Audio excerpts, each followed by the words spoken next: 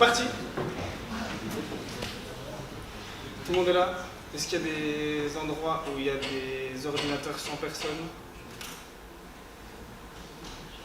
Eh bien, on verra ce qu'on lui fait quand... Bien, aujourd'hui, on va parler de l'enfance et son accompagnement. Soyez attentifs, ça va aller vite.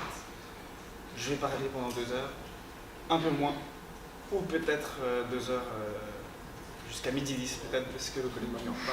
On verra. Le but, c'est quand même d'être à l'heure et que vous soyez sortis à l'heure.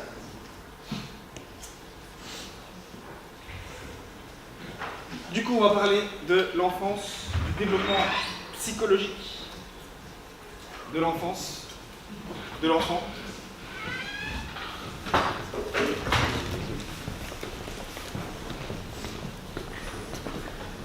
Du développement psychologique de l'enfant, ce qui est la chose, à mon avis, la plus importante à maîtriser, que vous soyez en impasse ou en EM, je vais essayer de parler à tout le monde. Que vous soyez prof, futur maître des écoles, on leur a rien fait du coup, mais vous mériteriez des châtiments corporels comme la personne qui est en train d'arriver. Voilà. Que vous soyez prof des écoles, futur kiné, APAS, éducateur sportif. Quoi qu'il arrive, En fait, vous êtes des grands humains. Et il va falloir s'occuper de petits êtres humains, de petits vous. Et donc il va falloir se connecter au bout d'un moment à votre humanité. Là, on parle beaucoup de technique, beaucoup de situations comme dans le cours d'avant, beaucoup de choses, d'outils, voilà, de techniques. Il va falloir se connecter là pendant 2 heures sur l'humain, sur le truc qui compte le plus en fait. Un bon être humain, il vous vend n'importe quel outil technique, n'importe quelle situation, même nulle, il sait vous la vendre. Parce qu'il est rempli de quelque chose. Voilà. Je vais essayer de parler à ça en plus. Dans ces 2 heures. Et donc, vous allez vous-même essayer de vous connecter à votre enfant intérieur et à ce que vous avez été. C'est pour ça qu'on va reprendre tout depuis le début, depuis que vous étiez un petit fœtus dans l'utérus de votre maman. Jusqu'à aujourd'hui. D'abord, qui suis-je pour vous parler de ça? J'ai été prof de PS à Paris jusqu'à l'année dernière. Et en même temps, j'ai étudié la psychologie. Et mon truc numéro 1, ma passion numéro 1, c'est l'être humain. Donc c'est pour ça, à nouveau, on va se concentrer que sur ça, aujourd'hui. Et sur les petits êtres humains les plus précieux, les plus fragiles, et donc ceux envers qui on doit avoir la meilleure attention, que sont les enfants. On n'a pas le droit de s'en foutre. Les enfants, c'est ce qu'il y a de plus précieux aujourd'hui, de plus innocent et de plus riche, on va le voir pourquoi. C'est des petits animaux pleins de talents et de ressources. Et nous, dans tous nos métiers, on a tendance à gâcher ces ressources. L'enfant enthousiaste qui veut apprendre plein de trucs, qui demande 15 000 fois pourquoi, on lui dit vas-y, va jouer là. Et on lui nique sa créativité, sa curiosité. Il ne reviendra plus jamais. Dans tous les métiers. À l'école, on va lui mettre, alors qu'il a 3 ans, des notes inadmissibles. Il a 3 ans. Lui, il veut jouer, il veut s'amuser, il est fait pour bouger. Et on le met assis sur une chaise immobile et on lui envoie des notes négatives sur des trucs ultra sérieux. Alors que lui, il est encore dans un monde de rêve où il veut se développer. Bref. Et donc, je vais m'adresser à l'humain qui est en vous, c'est ce qu'on disait. L'enfant, finalement, c'est plein de richesses. Et qu'on soit prof, qu'on soit coach, par plein d'organismes maladroits, ou même par les institutions, on risque de fermer le coffre là. Et des fois, rajouter des cadenas, à coup d'évaluation, à coup de feedback négatif, à coup d'humiliation en EPS, à coup de je fais passer la fille devant tout le monde, celle qui est un peu ronde là. Je lui dis fais la roulade. Et il y a des profs qui peuvent dire, par exemple, à toute la classe, voilà, bah, c'est exactement ce que je ne vais pas avoir. Ce qu'elle vient de faire. Bon, bah, le coffre, on le ferme, on met un cadenas, elle ne fera plus jamais d'activité physique de sa vie. Et on met des cadenas, bien sûr, sur les publics à besoins particuliers. Si on leur fait croire que c'est vraiment un souci insurmontable, d'être 10, d'être en situation de handicap, ou autre chose comme ça. Bref. Donc on enterre des trésors. Et parfois, il n'y a personne pour aller les récupérer. Donc votre responsabilité, un peu, comme la mienne, c'est déjà d'éviter de les enterrer. Ils ont le temps. Ce sera dans 80 ans qu'ils seront enterrés. Et si on voit qu'ils coulent, allez les chercher. On en oublie beaucoup. On en abandonne beaucoup dans les écoles, dans les hôpitaux, dans les foyers, dans les maisons d'accueil, dans les familles d'accueil qui font pas un boulot de famille d'accueil, dans les vestiaires de foot. Voilà, bref. Vous avez compris? Donc on va s'intéresser à ces petits enfants. Et donc vous êtes quoi? Que vous soyez des APAS ou des futurs profs, ou n'importe quoi, vous êtes avant tout des pédagogues. Et pédagogue, ça veut dire paidos gogia en grec. C'est accompagner l'enfant. C'est marcher avec l'enfant. Vous êtes des accompagnateurs d'enfants. C'est guider l'enfant. Et il y a plusieurs façons de guider l'enfant. On ne fait que de vous dire que vous êtes adaptable, qu'il faut s'adapter à chaque spécificité, on vous l'a dit dans tous les CM. Je vous le redis, il y a plusieurs façons donc d'être pédagogue. Si vous voulez parler, partagez ce que vous avez à me dire. On va voir que se mettre en lien, c'est très important. Mettez-vous en lien entre vous, mais avec moi surtout là. Bref, il y a plusieurs façons de guider l'enfant. Est-ce qu'on le tire par la main? Est-ce qu'on marche est-ce qu'on tend juste la main pour qu'il prenne les doigts qu'il veut prendre? Comme si il avait besoin de se rassurer, mais qu'il peut nous lâcher pour aller faire des aventures, mais en sachant qu'on est là? Est-ce qu'on se met derrière et que... Est-ce qu'on met un coup de pied au cul puisqu'il a besoin de se motiver? Ou qu'on lui rappelle le cadre? Est-ce qu'on marche devant lui parce qu'il a besoin d'un guide? Voilà, il y a plein de façons. Ça dépend de l'enfant, ça dépend de ses besoins, ça dépend du moment de son développement. Ça dépend des besoins particuliers du public APAS. Est-ce que accompagner, c'est pousser le fauteuil roulant? Ou est-ce que c'est monter soi-même dans un fauteuil roulant pour accompagner l'enfant à côté de lui? Bref, fini les métaphores? Pas du tout. Il n'y a que des métaphores dans mon CM. Pas du tout fini. Bref, il y a plusieurs façons d'accompagner. Voilà. Et vous êtes des pédagogues qui éduquent. Et là, éduquer, c'est pareil. Il y a deux racines grecques. C'est ex-ducare, ex-ducere, ou educare. Educare, c'est dresser, au sens cadré. Rappelez le cadre. Et ex-ducere, c'est émanciper. Et donc il y a un équilibre à trouver, comme quand vous serez parents, comme vos parents avec vous, comme vous avec votre copine ou vous avec votre copain.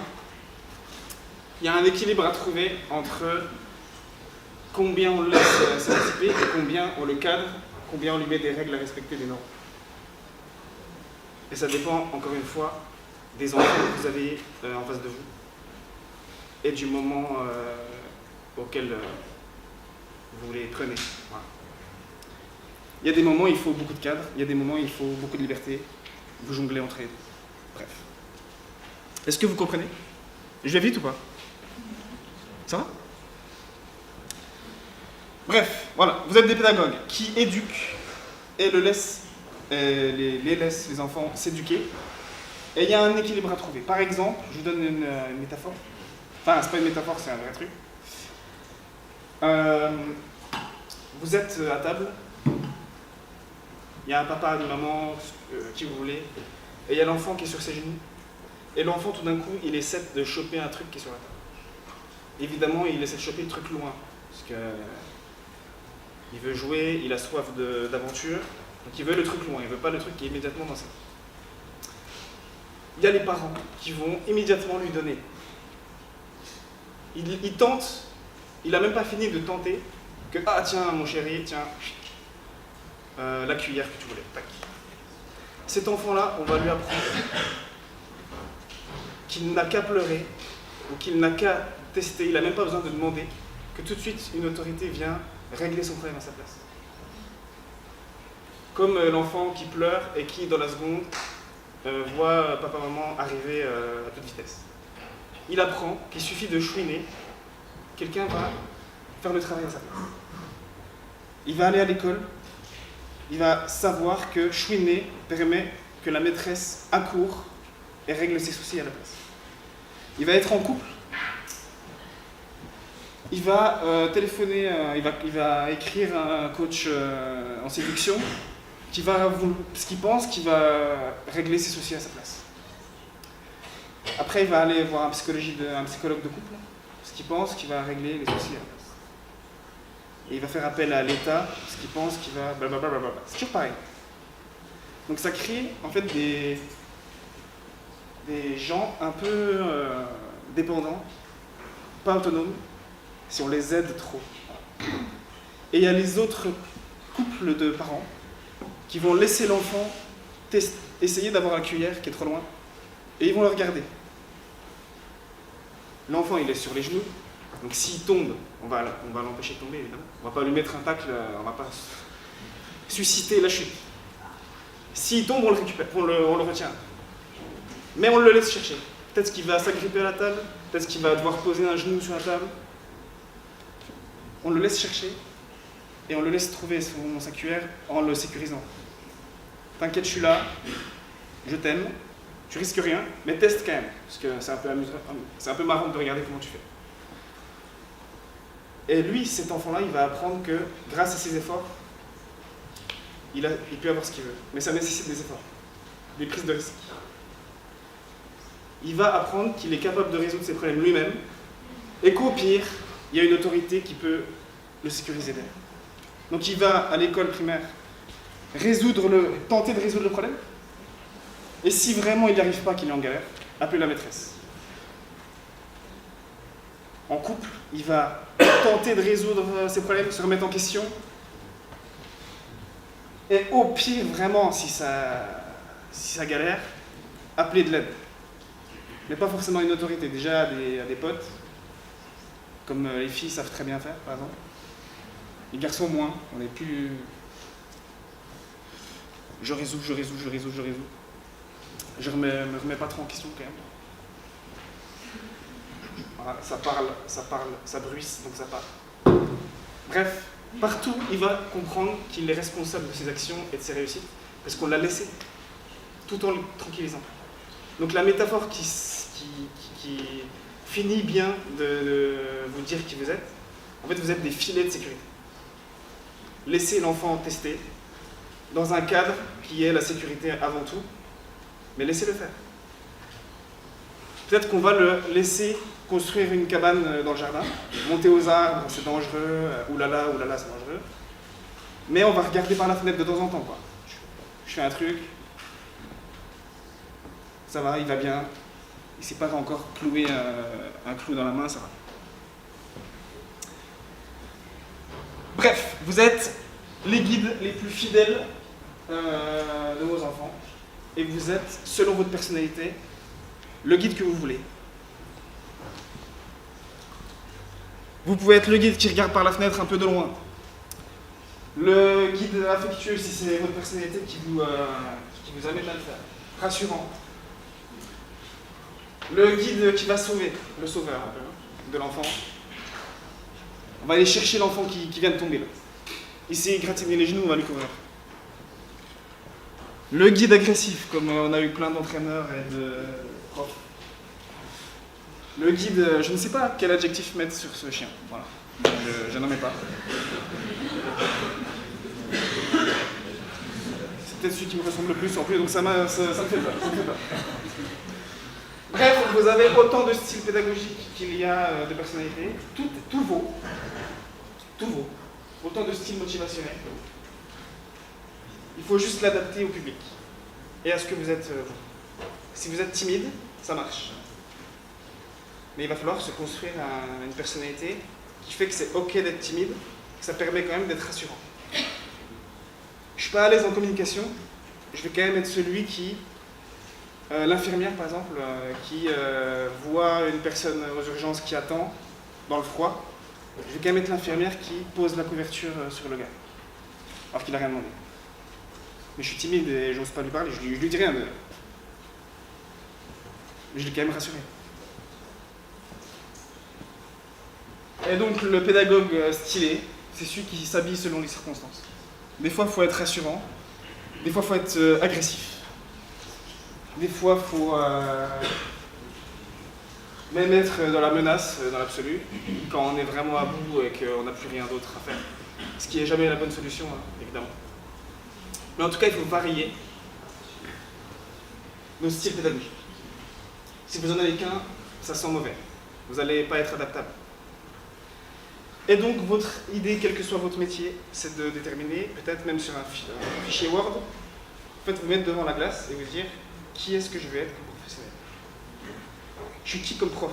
Je suis dur, carré, strict. Je suis humain, accompagnant, je me mets à la hauteur de l'élève. Je suis le gars marrant, je suis le fou. Qu'est-ce que je vais être en fait? Peut-être c'est le moment de réfléchir à ça.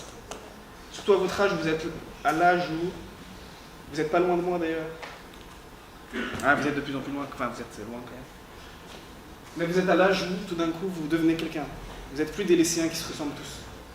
C'est le moment de définir votre style. Donc réfléchissez. Réfléchissez pas. Et donc l'humain, ce qu'on va voir dans cette conf, le truc le plus important, c'est que les compétences psychosociales sont ce qui compte le plus. Et on va voir comment elles se développent chez l'enfant. L'empathie, les émotions, la faculté de se mettre en lien, c'est ça qui compte le plus, voilà, dans tous les métiers. Mon boulanger, par exemple, il est extraordinaire, c'est le meilleur boulanger. Mais parce qu'il a des compétences psychosociales développées. Il connaît tous les prénoms des clients. S'il y a une mamie qui arrive, il va demander des nouvelles, comment ça va madame, Il y a un petit qui arrive, il va lui offrir un truc. J'ai une question sur la cuisson du pain, parce que je suis un malade. Il va me parler de manière passionnée de quel four il utilise, pourquoi ce temps-là, quelle levure, En fait, c'est la compétence psychosociale qui fait qu'il est excellent. Et qu'on soit éboueur ou président de la République, ou n'importe quoi d'autre, c'est les compétences psychosociales qui font qu'on est bon ou pas bon. Tu es très bon communicant, tu es capable de manipuler, donc tu comprends les relations. C'est bon, tu peux être président des États-Unis. Hein. Ou de France. Ouais. C'était le moment politique de la conférence. Bref, voilà, nos compétences psychosociales sont ce qui compte le plus. Que vous soyez, quel que soit votre métier, en fait. Ouais. Sinon, vous êtes des robots qui allez balancer du contenu, comme là si je m'asseyais, comme certains font. Si je m'asseyais et que je vous lisais un diapo avec que de l'écrit, ben en fait je suis remplaçable par une intelligence artificielle qui fera ça mieux que moi. Ou je suis remplaçable par un enregistreur vocal. Donc ça veut dire que c'est pas bon ce que je fais. Vous pouvez pas être des profs des écoles qui envoyaient juste des exercices. Des coachs de foot qui envoyaient juste des exercices. Des tâches. Fais ça, fais ça, fais ça, fais ça, fais ça. Pas d'humain. Ou des soignants qui font que des soins. Comme les infirmières qui aujourd'hui vont chez une personne pour changer le pansement. Point final. On s'en fout de la personne. On fait le pansement de cette adresse, le genou de cette adresse et la piqûre de cette adresse. Je vais vite, non? Vous suivez? Ouais. Ça va? Parce que vous avez l'air triste. Je vais mettre des blagues, Le risque, si vous n'avez pas de compétences psychosociales, c'est de faire des trous dans les personnes. C'est une métaphore. Je tente une vanne. Ça marche sur deux personnes. On peut faire des trous dans une roue. Dans une route. C'est réparable. Mais les trous dans les élèves qu'on fait quand on leur dit qu'ils sont nuls ou qu'ils valent rien, quand on leur fait croire qu'ils valent rien, c'est irréparable. Il va garder ça en lui pendant tout le temps. Il va falloir de la psychanalyse pendant 40 ans derrière pour récupérer ça. Donc réfléchissez, quel que soit votre métier, au moment où vous avez pu être indélicat, maladroit, peut-être qu'il y a un truc à réparer demain sur ce que vous avez fait aujourd'hui. Bien. On va commencer donc le développement, on va commencer à parler du développement de l'enfant en disant déjà que le développement, en espagnol, ça se dit desarrollar, c'est le déroulement, c'est dérouler. Et donc on va dérouler la bobine du film, de l'enfant, du fœtus jusqu'à ce qu'il soit grand. Pourquoi vous vous mettez à parler? Parlez avec moi. J'ai un ego surdimensionné, parlez que avec moi. Donnez que de l'importance à moi. J'ai pas été assez aimé quand j'étais petit, je veux de l'importance. Okay. Deuxième vanne qui ne fonctionne pas incroyablement. Bref, on va suivre un film du développement de l'enfant. On va le dérouler. Et il est enroulé dès le début. Dès qu'il est dans l'utérus, il est enroulé, il va se dérouler. Et on va suivre ça. Bien. Je vous laisse une petite récup. Je bois une gorgée. Je vais accélérer. Certains ont l'air épuisés. Pourtant, on n'est pas vendredi. Il n'y a pas de soirée staff.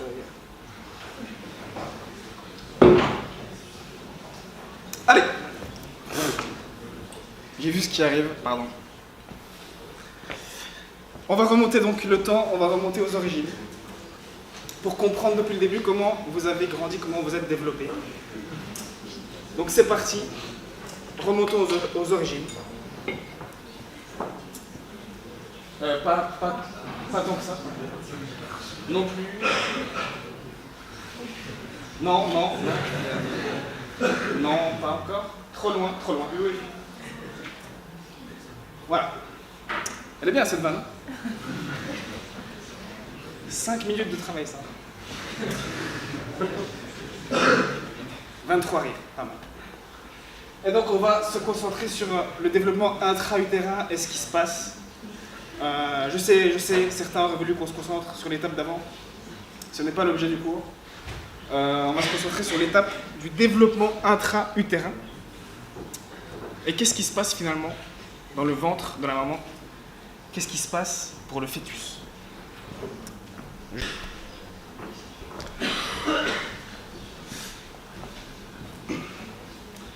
Dès les premières semaines du fœtus, vous n'êtes rien encore, et pourtant, vous développez des sens. Les sens qu'il faut continuer à développer aujourd'hui, qu'il va falloir continuer à développer, qu'on soit en APAS ou en EM, il va falloir continuer à faire une éducation des sens. Les premiers sens qui apparaissent quand vous êtes un fœtus, alors rappelez-vous, c'est le goût et l'odorat. C'est les premiers sens qui apparaissent, alors que vous êtes qu'un fœtus dans le ventre de votre mère, vous avez déjà un goût, même si c'est par le cordon ombilical. De telle sorte que, par exemple, si votre mère mange des carottes et du Nutella, vous allez être, le bébé va moins pleurer et va plus se calmer à la naissance dès qu'il a 4 jours, si on lui fait sentir le goût des carottes et du chocolat. D'ailleurs, les gens qui mélangent du surimi et du Nutella, s'il vous plaît, arrêtez. Voilà. Le pain, ce n'est pas fait non plus pour aller avec le yaourt. Les frites, ce n'est pas fait pour être sur des pizzas. Okay, qu'on le dise. Et les cordons bleus, ce n'est pas un ingrédient de sandwich. Voilà. On parlera cuisine après, dans le futur CM gastronomique. Mais bref. Voilà, ça détend. Oui, moi je préfère les cordons bleus. Bref, le goût et l'odorat sont les sens qui se développent en premier. L'odorat aussi, par exemple,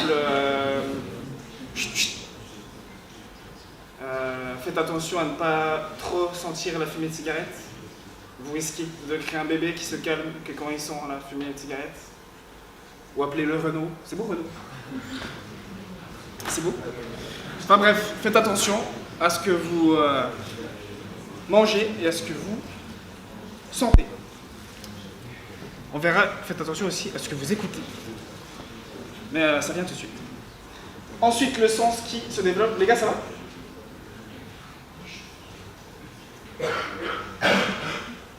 Que moi, j'ai un égo surdimensionné, rappelez-vous.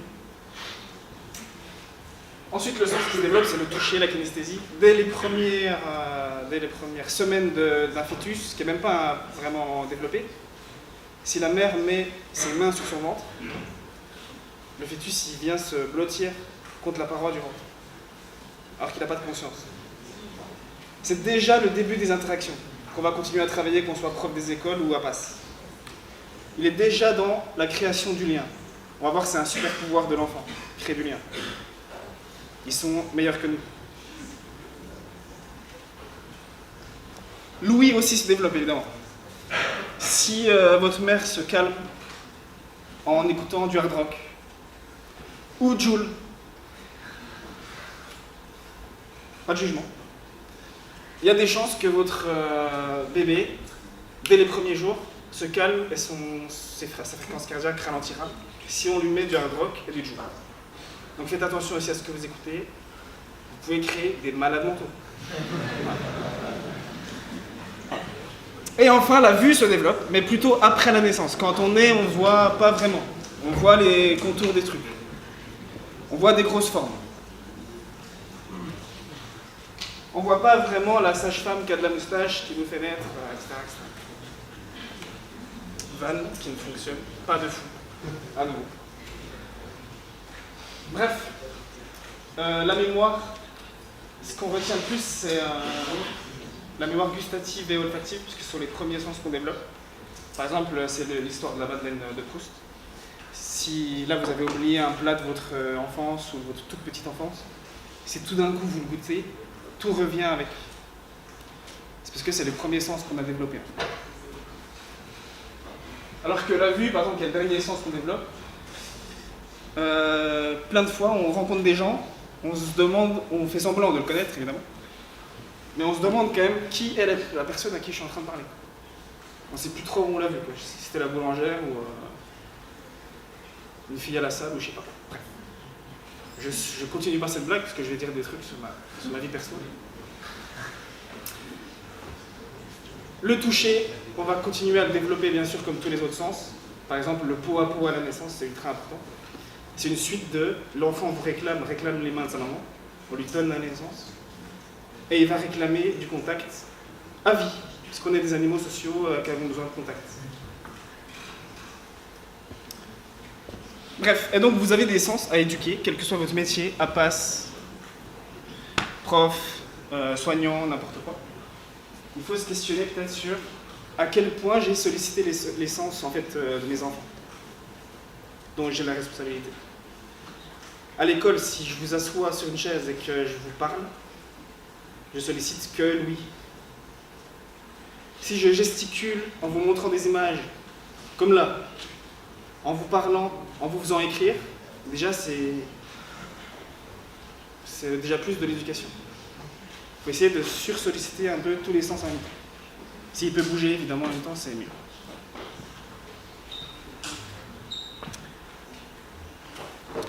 Quels que soient vos enfants, quels que soient vos métiers, une idée pour développer les sens, c'est d'en masquer un pour rendre plus sensibles les autres. Si vous masquez les yeux, vous allez devoir écouter plus, goûter plus. Si vous allez dans un resto où on mange dans le noir, là, tout d'un coup, il va falloir se concentrer plus sur qu'est-ce qu'on ressent. Les textures, le goût. Pour les APAS, certains sens ont parfois sauté naturellement. Un enfant qui naît aveugle,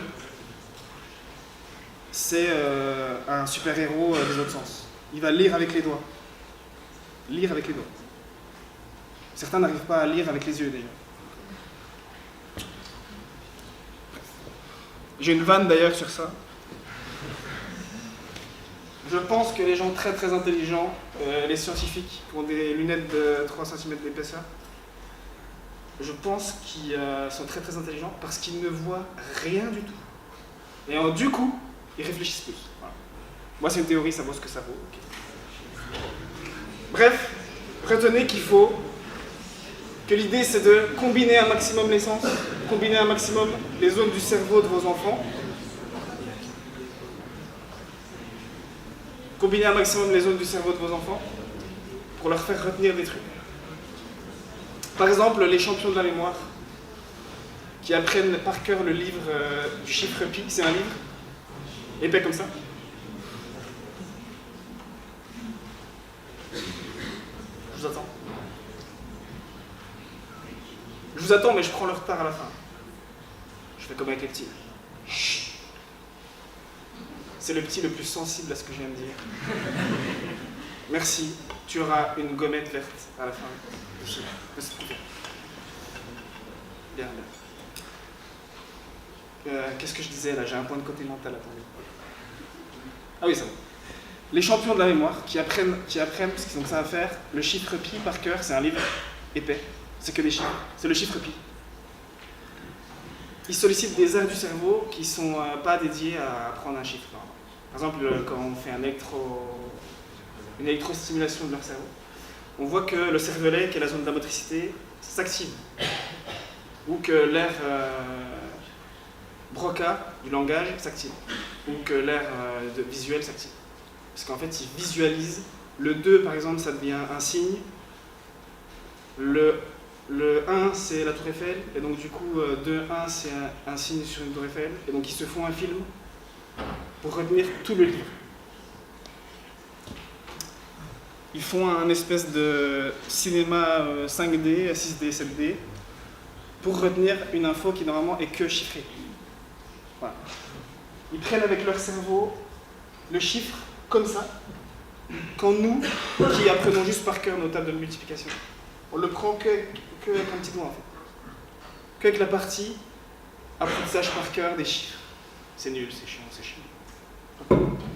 Donc l'idée c'est de combiner les sens de vos enfants, et même s'ils en ont un en moins pour les APAS par exemple, au final ils ont encore tous les autres.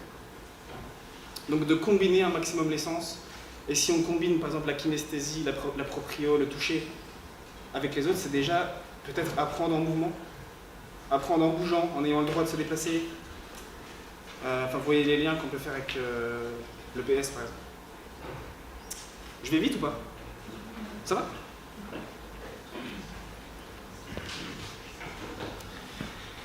Bien. Un autre truc qui est super important dans le développement intra-utérin, c'est les hormones. Votre mère, elle vous donne ses hormones en permanence. Donc si elle est ultra stressée, anxieuse, si elle a peur de la grossesse, si ça ne se passe pas bien, si son mari la frappe quand elle rentre à la maison, elle donne au bébé son cortisol et toutes les hormones dégueu qui vont empêcher le développement de l'enfant. 5 minutes de cortisol, c'est l'hormone du stress. C'est 15 heures d'immunité réduite. Le système immunitaire réduit derrière. Donc l'ennemi numéro 1, c'est un des messages de la pompe. Le stress, à tout âge, ennemi numéro 1. L'anxiété aussi. Alors qu'en France, on a les enfants les plus anxieux dans les enquêtes PISA d'Europe. On est le pays le plus consommateur d'anxiolytiques. Voilà. Donc prenez soin des mamans. Quels que soient même vos métiers. Par exemple, à l'école, c'est gênant des écoles qui s'en foutent des mères. C'est gênant des écoles qui veulent juste que la mère amène l'enfant. C'est un taxi en fait. Mais il n'y a pas une salle d'accueil des mamans avec du café, des trucs pour les mettre bien. Non, les mamans on les convoque que quand ça va pas. Et sinon il faut leur donner une réunion parce qu'on est obligé. Du coup on le fait quoi. Peut-être qu'on peut faire mieux encore dans la création de liens. Bref, et dans tous vos métiers, vous serez en lien avec des mères. ne pas abandonner les enfants, c'est déjà commencer par s'occuper des mères qui sont en train d'en nourrir un, quoi. Voilà. C'était la partie féministe de la conférence. L'environnement idéal, finalement, c'était le ventre de notre mère. Un milieu idéal pour se perturber, voilà. Pour se développer. Il fait chaud, il fait 37 degrés. 37, c'est le max, on est d'accord.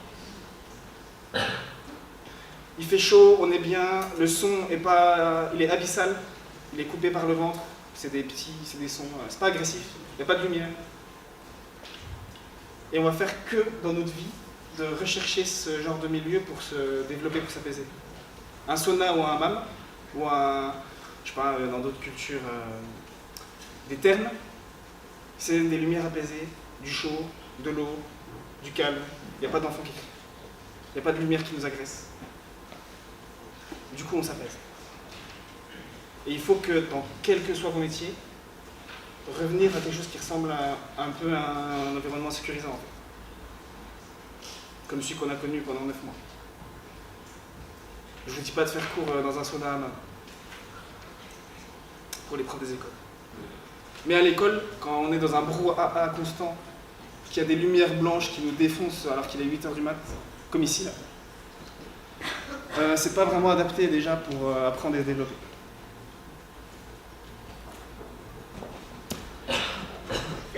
Vous suivez ça? Vous avez fait un tiers de la conf, bravo. Encore 2 tiers à me supporter.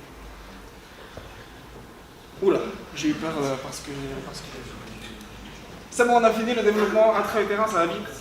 J'ai pas le temps de le faire en vitesse réelle. Donc, nous commençons à parler de la naissance. Et en fait, on commence à compter l'âge à la naissance, mais on se rend compte que ça fait déjà 9 mois. Il est déjà bien vieux à la naissance, en fait, l'enfant. Il a déjà vécu des trucs. Ce gars-là doit avoir une vie de fou. Je sais pas ce qu'il a vécu pour avoir cette... Il doit être parrain de la mafia ou quelque chose comme ça aujourd'hui. Bref, il a déjà vécu beaucoup de choses. Mais il va devoir en vivre énormément d'autres, puisque l'être humain, c'est un des seuls animaux qui vit, qui naît, et il reste encore trop à développer. Il est ultra dépendant. Si on l'abandonne à ce moment-là, il n'a aucune chance de continuer à se développer. Alors que les autres animaux, un chiot, il sait déjà presque marcher. Un cheval, il a déjà presque toutes les compétences d'un cheval. Nous, puisque en fait la tête de l'enfant deviendrait trop grande si on le gardait dans le ventre par rapport au bassin de la mère, par rapport à l'évolution, etc. On doit le mettre au monde, pas terminé, pas fini. Certains sont toujours pas finis, moi non plus en même temps, c'est bon signe. Et donc l'enfant doit continuer son développement en dehors de la mère, depuis le début, comme s'il repartait à zéro. Et c'est ce qu'on va voir tout de suite. Il va traverser certains stades dont on va parler.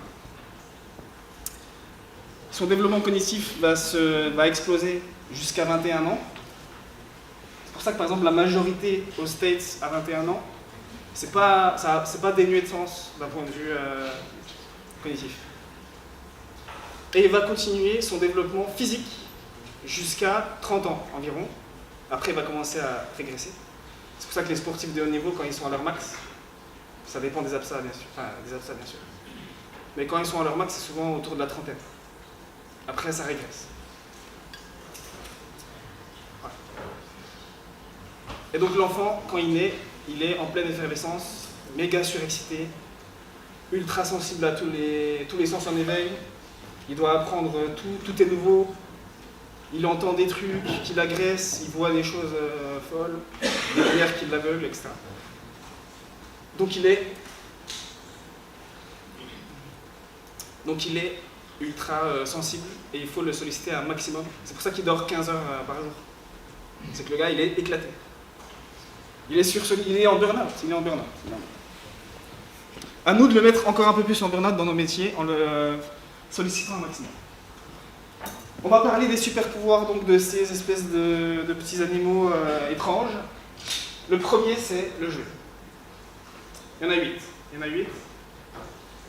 On va voir des super pouvoirs et on va voir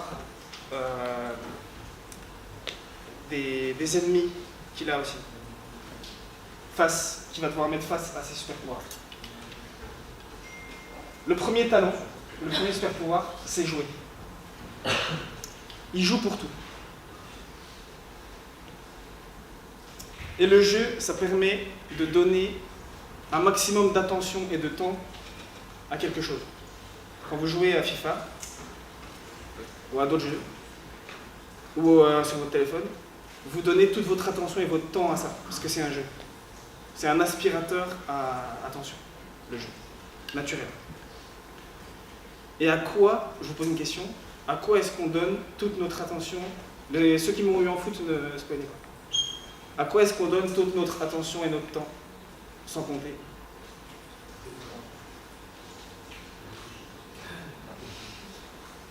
C'est quand on croit qu'on ne compte pas. C'est quand on aime qu'on ne compte pas. On donne notre attention et notre temps à tout ce qu'on aime en fait, à tout ce qui nous donne envie de jouer. Et l'enfant, son premier super pouvoir, c'est d'avoir que cette vision-là. Il aime tout, il veut jouer à tout. Même à un truc chiant. On lui donne un stylo, il commence à inventer un jeu avec. C'est un malade. Et donc voilà, on donne toute notre attention et notre temps à ce qu'on aime. Là, dans vos métiers, faites jouer à apprendre à tout. N'importe quoi. Même si on est en situation de handicap. On reste des enfants qui voulons jouer. Bon, j'ai mis un homme aussi pour qu'il y en ait pour tous les goûts. Pas de discrimination dans cette amphi. Et donc le jeu est une loi naturelle. D'ailleurs, on dit en anglais play, c'est jouer et c'est aussi développer, dérouler. C'est la même chose. Donc se développer en jouant, c'est naturel. Et c'est ce que la sélection naturelle a choisi comme la façon la plus efficace d'apprendre les trucs les plus importants. On joue à apprendre à marcher, le truc le plus difficile. Les lions, ils jouent à apprendre à chasser. Au début, ils essaient d'attraper les jambes, et la gazelle, elle se casse. Et ils se prennent des coups de pieds de gazelle. C'est pas des pieds. Si vous voyez des gazelles avec des pieds, appelez-moi, c'est ça. Bref, les animaux jouent pour apprendre les trucs les plus fondamentaux, se nourrir. On n'a jamais vu un père lion là, avec une tablette. Je dirais quoi, Omino, viens, je te montrerai là. Je te montrerai comment, sur cette vidéo, tu vas voir comment attaquer la gazelle. Tu attaques là, je fais bien l'accent. J'ai révisé juste avant. Tu vas attaquer à la trachée là. Là, elle a toutes les chances de tomber. Je te montre, hein, regarde. Oh, peu cher, j'ai rayé l'écran. Van de fou, normalement, qui fait un succès incroyable.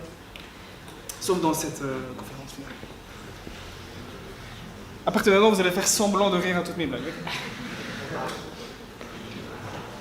Voire même applaudir si vraiment c'est drôle.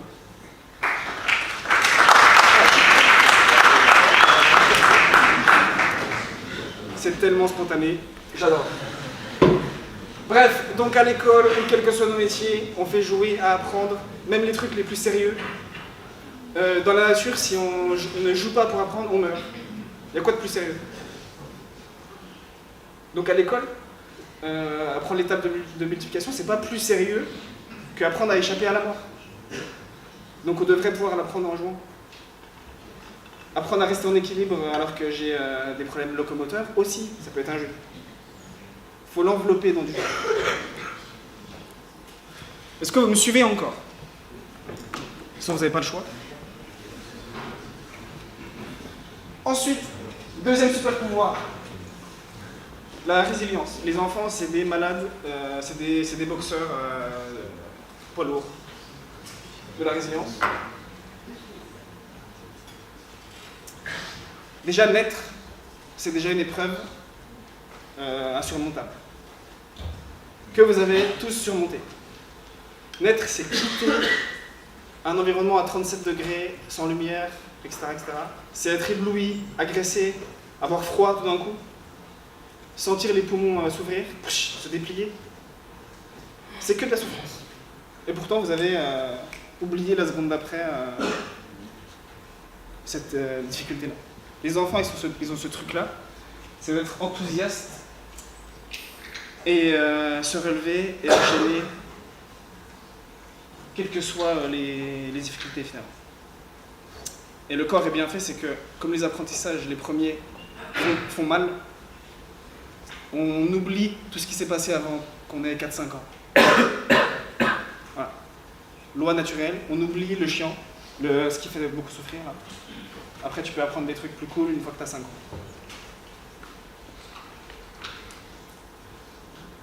Et donc, ils apprennent par essai-erreur. Je tombe, je me cogne sur tous les angles aigus de la maison pour comprendre qu'en fait, il y a des choses dures et ma tête est dure aussi, mais ça fait mal, etc. On apprend par essai-erreur.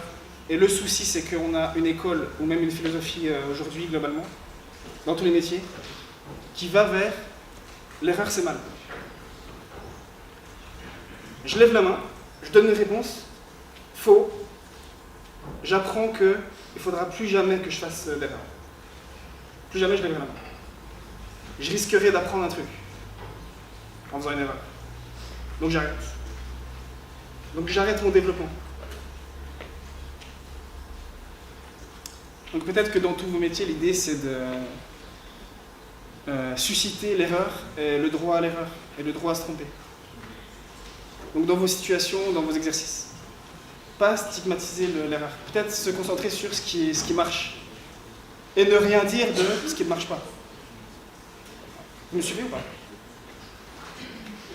Les APAS, ça va? Les APAS, ça va toujours avec les APAS. Troisième super pouvoir.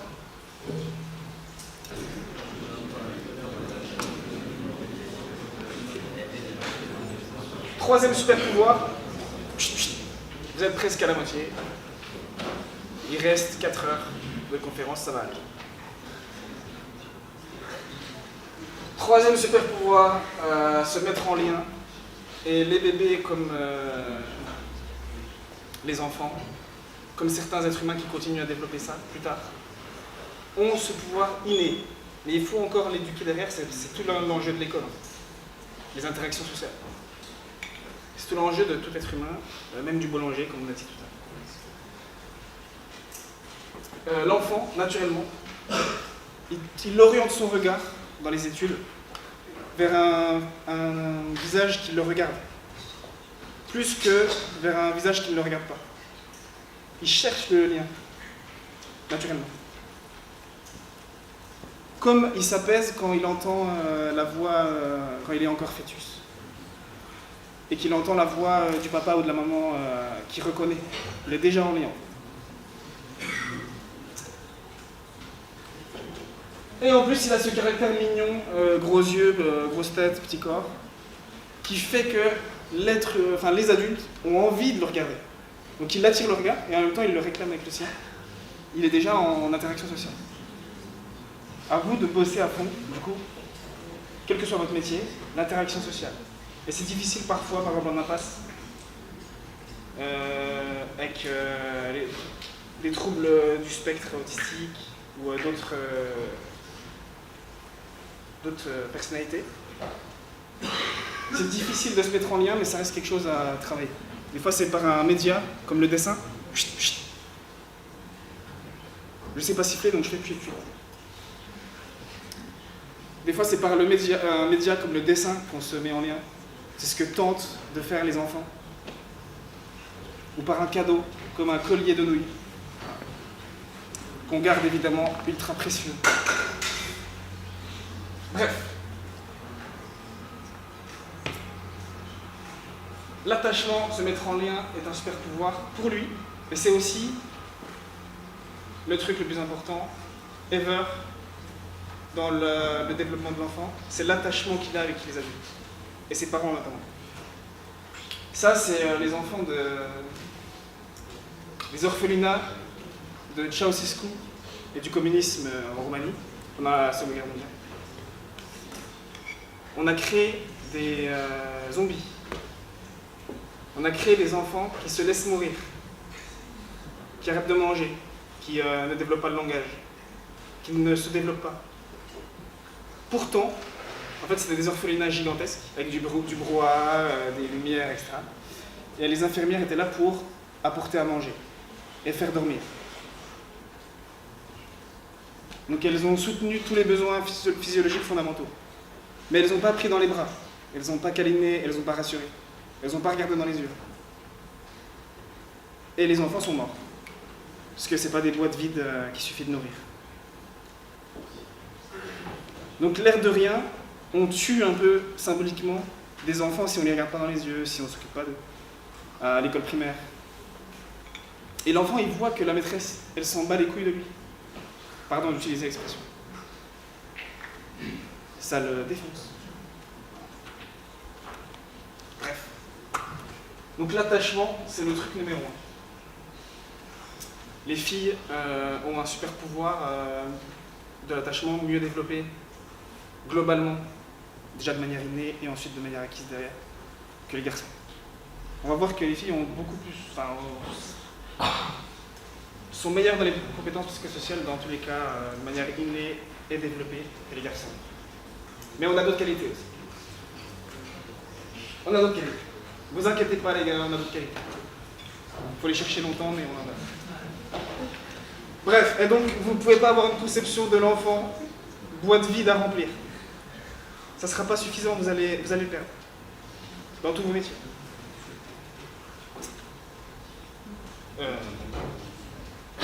Pourquoi j'ai mis ça?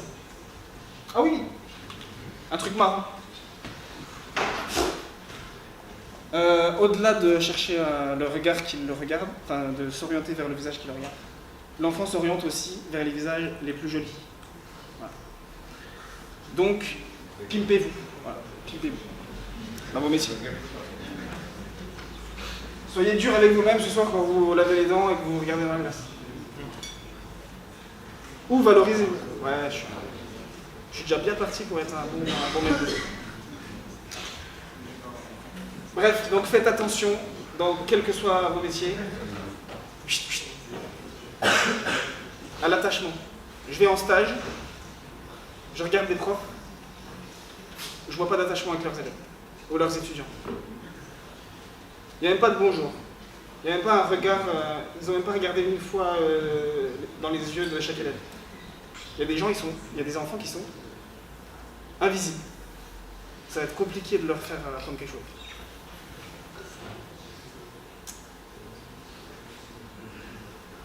Bref.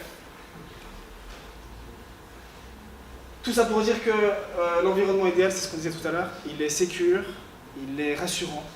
Et seulement là, à partir de maintenant, on peut commencer à se développer. Il s'agit de donner un cadre et laisser l'enfant grandir dedans. Par exemple, l'enfant a besoin de bouger. Restez concentrés, s'il vous plaît. L'enfant a besoin de bouger. Moi, j'ai besoin qu'il reste à table pour manger. Je vais lui dire, tiens, j'ai oublié le sel. Tu peux aller chercher, s'il te plaît, le sel à la cuisine. Hop, il va bouger, il va revenir. Contrat rempli pour l'enfant. Ah, tu peux me montrer le... Tiens, tu peux me ramener ton jouet préféré, là, on arrive au dessert.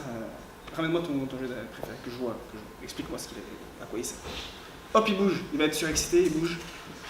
Il bouge, il a son besoin de mouvement rempli, naturel. Et en même temps, il reste dans mon cadre, dans mon intérêt de « tu vas rester à table, mon gars, parce que sinon, ça va mal se passer. » Voilà. Donc l'attachement est le truc le plus important. Et pourtant, il y a des mères et des pères qui donnent du coca dans les biberons. Du sucre, avec la tablette. On les voit, les tablettes dans les poussettes. Là. Ça coûte 11 €. Voilà, sachez-le si vous voulez en acheter une. On dirait, on élève Homer Simpson ou on élève un enfant? Du sucre, une tablette, c'est bon. Il n'y a plus besoin de s'occuper de lui. Il va se développer. En fait, non, il va rester là. Et quand vous serez en train de scroller ou de jouer à, comme je vois, il y a des mères qui jouent, ou des pères, qui jouent à Tetris, ils sont dans un café, il y a l'enfant devant qui regarde le vide, comme ça, il est. Et il y a le père en face, qui est gros souvent, et qui joue au Tetris. Bah oui, il a un pain au chocolat et un chocolat, ça fait un peu doublon, mais... Et une tablette, du coup, y a pas besoin, on va pas non plus l'aimer, on va pas non plus s'occuper de lui, quoi. Il verra plus tard que c'est pas une bonne idée. Bref, et donc à l'école, il faut se poser cette question de l'attachement. Quelle importance on donne à chaque élève, qu'on soit, même si on est kiné, même si on est en APAS, même si on est éducateur sportif. On donne quel intérêt quand on est coach de foot au plus mauvais de l'équipe, alors qu'il a 6 ans et demi. Là, il ne faut pas le stigmatiser. Ou alors, un jour, dans 15 ans, quelqu'un va frapper à votre porte, un peu plus fort que d'habitude, c'est bizarre. Et il ne faudra pas aller ouvrir, en fait. Il aura peut-être raison. Dernier super pouvoir, et après on rentre dans les stades de développement de l'enfant. La pénibilité perçue, c'est-à-dire la souffrance, est moindre chez les enfants. Vous avez la douleur, c'est combien ça fait mal de se casser un bras. Et vous avez la souffrance, c'est combien ça fait souffrir à long terme de s'être cassé un bras. Nous les adultes, on est des champions de la souffrance. On se casse une jambe, on va souffrir pendant 1 an de « oh là là, je me suis cassé une jambe, moins, il faut faire de la rééducation, je ne fais plus mon sport, je suis en dépression ». L'enfant, il se casse un bras, il se fait un plâtre, et 1 minute après, il est en train de construire une cabane avec son bras cassé. Ça va avec l'enthousiasme, la naïveté, ce truc qu'on n'a pas le droit de casser chez eux. On n'a pas non plus le droit de leur casser les bras. Mais aucune dommage. Je poursuis, t'es là, mon enfant, naïf. Et donc on arrive dans une conception de l'enfant qui est sensible, qui est dont le bien-être est à prendre en compte, à accompagner, à l'école ou dans tout métier. On ne veut plus les considérer comme des boîtes vides à remplir et à sanctionner. Et sur qui on lève la main si ça ne va pas. Ça va pas être suffisant ça, pour développer des compétences psychosociales. Comment sentez-vous? Comment vous sentez-vous? Comment vous sentez-vous? Ça va? Qui est en PLS et ne comprend rien? Évidemment, quand je pose cette question, je sais que personne ne va me dire moi. Ce qui est une manipulation magnifique. Eh bien, j'attaque les stades du développement. Vous avez fait la moitié de la conf. Connectez-vous à votre enfant guerrier qui n'a mal nulle part et qui met son enthousiasme dans tout. C'est Piaget qui développe les stades du développement. En fait, pour vous développer, vous suivez des étapes qu'on appelle des stades de développement cognitif. Ils sont successifs. Vous ne pouvez pas passer au stade 3 si vous n'êtes pas passé au stade 2. C'est le même ordre pour tout le monde. Ils sont chronologiques, ça dépend de l'âge, globalement. Mais les fourchettes d'âge, c'est 0-2 ans, 2-7, 7-12. Donc c'est des grosses, c'est pas des fourchettes, c'est des râteaux, enfin je sais pas ce que c'est. C'est des grandes fourchettes. Et vous, et les enfants que vous avez en charge, ils vont mettre leur temps pour développer ces stades. Certains seront en retard, certains seront en avance. Certains accumuleront du retard sur certaines compétences spécifiques. Du coup, ils seront atteints de syndrome autistique, par exemple. D'autres vont accumuler du retard ailleurs, etc. Ou de l'avance aussi. Et à chaque fois, en fait, ce qui fait qu'on passe d'un stade à l'autre, c'est que leur vision du monde change entièrement. Je vais vous expliquer ça. C'est très mignon, c'est très mignon. Il y a un petit côté mignon. À chaque fois, c'est une nouvelle façon de percevoir le monde, absolument différent. J'espère que cette conférence sera un changement de stade pour vous. J'ai le droit d'être pris. Vous voulez prendre en photo? Qui a dit oui? Ah oui, tellement. C'est bon? Et donc, chaque enfant apprend d'une manière différente, à des vitesses différentes, etc., comme vous savez. Mais on va développer un peu les stades. Le premier, je ne sais pas siffler. Le premier stade, c'est le stade sensorimoteur, de 0 à 2 ans. J'irai vite sur celui-là. Je vais m'attarder sur le stade préopératoire, en vous disant en gros tous les super pouvoirs que l'enfant développe. Que tout enfant, quel qu'il soit, développe. Et après, je ne développerai pas plus que ça le stade des opérations concrètes, qui est juste une suite améliorée des super pouvoirs. En fait, il acquiert des super pouvoirs, et après il apprend à s'en servir toute la vie. Et nous aussi, on est encore en train de s'en servir. Donc je vais commencer par le premier, rapidement, le stade sensorimoteur de Piaget, donc plus c'est Jean Piaget. C'est le stade des tout petits. C'est mignon, c'est mignon. À cet âge-là, c'est une intelligence pratique. Je souris à l'idée d'imaginer déjà leur intelligence. Ouais. Ils font tout par essai-erreur. Par exemple, ils vont prendre... en fait, ils ont besoin de faire pour apprendre. Loi à nouveau qui est universelle pour tout le monde, ensuite, après. On sait que si on ne s'échauffe pas, on va se blesser. On a besoin quand même de faire sans s'échauffer. Ah oui, je me suis blessé. Bon bah, je suis encore au stade sensorimoteur en foot, voilà. C'est une intelligence pratique, donc ils vont tester. Ils ont besoin de prendre une cuillère à soupe de purée et la renverser par terre pour apprendre qu'un truc mou dans un truc dur, ça fait splash par terre et qu'en fait ça se renverse si je fais ça. Donc ils vont le faire 15 000 fois, ça va être insupportable. Ils vont le faire plein de fois, comme ça dans notre direction, avec la cuillère en même temps. Ils vont tester pour apprendre qu'un truc mou, ça tombe, ça fait splash. Des fois sur les habits du papa, c'est trop drôle. Et un truc dur, ça sert à contenir un truc mou, etc. Ils essayent des trucs. Bref. Ils vont développer de la coordination et des capacités sensorielles et motrices. De base. Début de la motricité. Les mains surtout. Ils développent ce qu'ils voient en fait. Ils voient leurs mains. Bon ben on va apprendre à serrer nos mains. Ils voient pas leurs fesses, donc ils n'apprennent pas à se retenir. Et donc ils vont chercher à interagir au maximum avec leur environnement.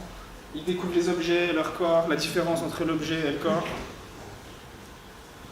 Les adultes, les hommes qui prennent les femmes pour des femmes objets n'ont pas poursuivi leur développement après ce stade, visiblement. C'était la deuxième partie féministe de la conférence. Et ils apprennent le rôle des objets, donc, qu'est-ce qu'il contient, etc., etc. Ah, une table, c'est un truc, c'est pas qu'un truc dur contre quoi je me cogne, ça sert à mettre des assiettes dessus, ok. Et on peut pas marcher dessus, ok. Parce que moi je croyais qu'on pouvait marcher dessus, ok. Et ce qui est le plus marrant et propre à eux, c'est qu'ils ont une pensée magique. C'est-à-dire qu'ils ne croient existant que ce qu'ils voient. Si je leur montre leur jouet et que je fais ça, il est au bout de sa vie parce qu'il a cru que le jouet disparaît. Il est vraiment en premier degré, en train de se dire où est le. J'ai perdu une main, il est en PMS. Je viens de perdre une main. Si la maman est dans la salle et sort de la salle, il a perdu sa maman du monde entier. Donc il pleure. Donc on la quitte pas facilement quand on va à l'école. Si on n'a pas été rassuré assez. Donc il a besoin d'aller cacher un jouet derrière le canapé. Un peu comme les chiens font dans le jardin. Ils ont inventé un truc pour... bon, la métaphore est faite. Ils ont besoin d'aller cacher un jouet derrière le canapé et d'aller le rechercher pour apprendre que si le jouet, je ne le vois plus, il est encore là-bas. Le chien fait pareil. Il cache un os pour savoir... C'est rigolo. Et ils développent des trucs ultra compliqués à faire qui sont la motricité, par exemple des mains. Donc en APAS, en tout, à l'école, on doit acquérir la pince pour écrire. Là, il va développer tout ça. La succion, par exemple. Je développe pas plus que ça. Il tente de sucer... il tente de sucer tout ce qui bouge. Pas du tout, pas du tout. Je vais perdre mon métier si je continue à dire des trucs comme ça. Il prend n'importe quel objet et naturellement il le met à la bouche. Voilà, c'est ça l'idée. C'est toujours pas mieux que la version précédente. Le grasping, c'est le réflexe. Je vais quand même le faire. C'est le réflexe de serrer très fort ce qui lui touche la paume. C'est un réflexe naturel de s'agripper. Un bord, par exemple, quand on est dans l'eau. C'est utile. Ça marche avec un stylo, avec un doigt, un cactus, une chenille venimeuse mortelle. Ça marche avec n'importe quoi. Il va tenter de l'agripper le plus possible, ce qui va toucher sa peau. Le réflexe de Moreau, c'est... Attention, démonstration. C'est ouverture des jambes et des bras, puis fermeture. C'est en fait le réflexe quand il a peur, c'est le réflexe qu'il faudrait avoir pour s'accrocher à sa mère, comme quand on était encore des singes. J'ai peur, je fais ça. Ce qui est chiant quand on est debout, pas avant. Ou quand on reste. Arrêtez de le faire quand vous avez plus de 20 ans. Ou alors il a le réflexe de se redresser et de marcher automatiquement quand on le met en position verticale. Ou quand on le met dans l'eau, il fait ça. Ça veut dire que naturellement, quels que soient nos enfants, là, APAS, EM, naturellement l'enfant c'est déjà un coureur ou un nageur. Mais il faut éduquer ça derrière. Mais il a le réflexe de marcher déjà. C'est pas grave. Et il apprend à parler évidemment jusqu'à à la fin de ce stade. C'est pour ça que enfant ça vient de infants, qui veut dire celui qui ne parle pas. Donc l'enfant c'est celui qui commence à apprendre à parler. Est-ce que vous survivez, ça va? Vous êtes très calme? Restez comme ça. Je passe rapidement au deuxième stade, celui sur lequel je vais m'apesantir un peu, on va rester sur celui-là. C'est le stade préopératoire. Considérons qu'il synthétise un peu quels sont vos enfants, quels qu'ils soient. De 2 à 7 ans, ils sont égocentriques, ils ne sont pas au centre du monde, il n'y a qu'eux qui existent. Moi je, pourquoi. Il veut apprendre pour lui, il veut faire pour lui. Il veut le ballon, et tout le monde veut le ballon. Du coup, tout le monde court. Il y a un ballon et il y a un essaim d'enfants qui suit le ballon. Parce que tout le monde est « je veux le ballon ». Ils pensent qu'ils ont une pensée à... Moi, j'ai un souvenir d'enfance où je pensais ça. Ils pensent que les autres peuvent savoir ce qu'ils pensent. Vous avez compris? Donc c'est pour ça qu'ils n'ont pas encore appris à mentir. C'est plus après 7 ans qu'on commence à se rendre compte qu'en fait les autres ne peuvent pas deviner ce que je pense. Donc ils ne peuvent pas savoir que je mens.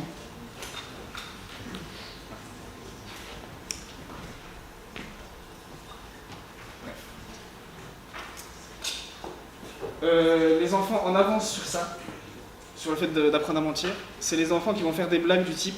Bon, après c'est des blagues d'enfants. Même il y a des bébés qui font ces blagues. Ils se mettent à être tout rouges et à forcer comme ça. Du coup la mère est en stress. Elle se dit « Oh, il a encore fait caca, c'est chiant, il faut vraiment encore le changer. » Hop, elle traverse toute la maison. Elle ouvre tout, il a 5 couches. Elle ouvre la couche et il n'y a rien en fait. Et là, l'enfant est mort de rire. Il a appris à mentir. Et il a fait une vanne. Bon, et ça fait rire que lui, il n'est pas meilleur que moi dans les vannes. Mais il a appris à mentir. Il a appris que sa mère, elle ne peut pas devenir ce qu'il pense. Il est malin. Donc lui, il est en avance sur ça, par contre. Et c'est le moment où on va développer le symbolique, les chiffres, le truc abstrait. Les représentations, on va se faire des dessins pour représenter un truc réel. On va se mettre à associer des concepts. Ce truc dur qui fait mal, en fait, c'est une table. On va commencer à apprendre, pas comprendre encore, apprendre l'idée de la mort, la naissance, d'où je viens, etc., etc. On commence à conceptualiser un petit peu. C'est après qu'on va comprendre réellement, c'est après 7 ans, qu'on sait que papy qui est mort, je ne reverrai plus papy. Là pour l'instant, on dit papy est mort, déjà faut pas lui dire. Enfin, faut pas le dire comme ça. Papy est mort. J'ai un poney, il s'appelle Cracotte. Ouais, c'est... Il y a un petit écart entre toi et moi. Van extraordinaire. Bref. Donc il commence à conceptualiser et il a du mal à comprendre que d'autres pensent comme lui. C'est-à-dire qu'il pense comme lui ce qu'il pense, parce qu'il se croit tout seul au monde à penser ce qu'il pense. Et il a du mal, évidemment, à comprendre ce que les autres pensent différemment. Donc ça, il y a des adultes qui restent... On est tous restés bloqués là. On est tous restés bloqués à ça, je crois. Et donc c'est la naissance des conflits, des interactions sociales où on est... Toi, tu préfères le rouge alors que moi le bleu, donc je vais te défoncer et je vais t'enfoncer mon crayon dans les yeux.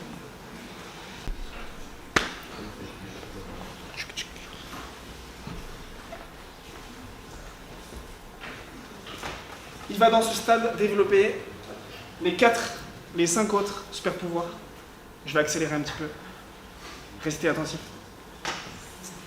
Que sont déjà les émotions. Donc les émotions, pour aller très vite, c'est un pic intense. Elles sont visibles. Elles sont agréables ou désagréables, pas positives ou négatives. Elles sont agréables ou désagréables. Il y en a 5 sur 7 qui sont désagréables quand même. On va voir. Elles ont toutes un message à nous transmettre. Par exemple, la colère, c'est quand on entre sur mon territoire, ça déclenche la colère. J'ai envie de défoncer mon voisin.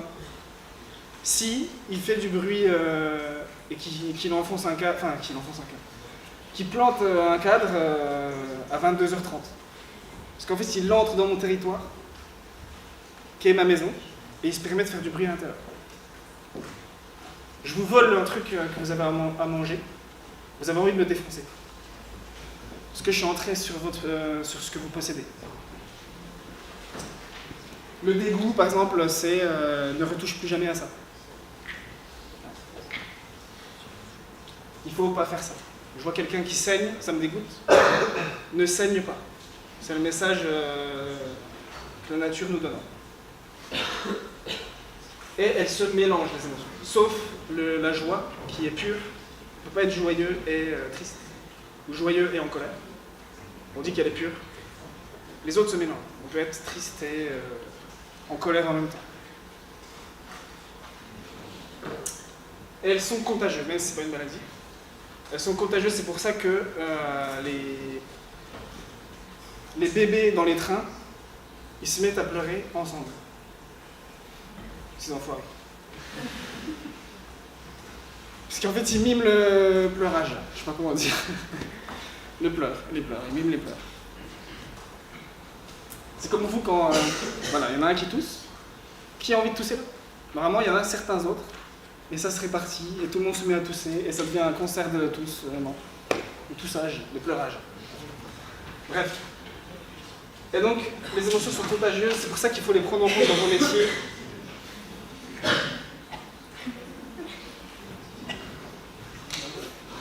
C'est pour ça qu'il faut les prendre en compte dans vos métiers.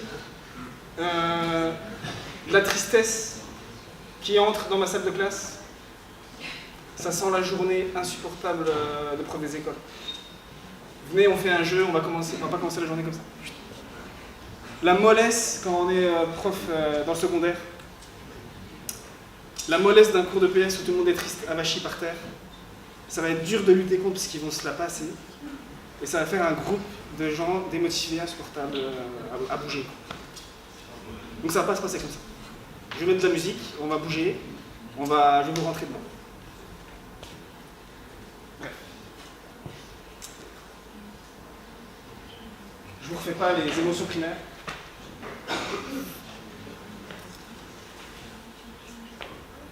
Mais on mémorise 15 fois plus le négatif. Là aussi, c'est une loi de l'évolution. En fait, on parle beaucoup de l'évolution en fait, aujourd'hui.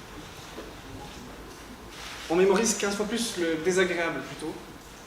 Parce que si on a peur du lion, il faut qu'on le mémorise. Pour ne pas repasser à côté d'un lion demain. Alors que j'adore cueillir une pâquerette. Ça ne me met pas en danger, ça ne sert à rien que je prenne de la place dans mon cerveau en termes de sélection naturelle pour apprendre ça. Voilà. Donc on mémorise 15 fois mieux le désagréable. Là, pour vos enfants, attention au désagréable. Ils vont plus l'apprendre que toutes vos meilleures attentions que vous allez avoir envers eux. Attention au 0 sur 20. Au rouge, aux copies recouvertes de rouge.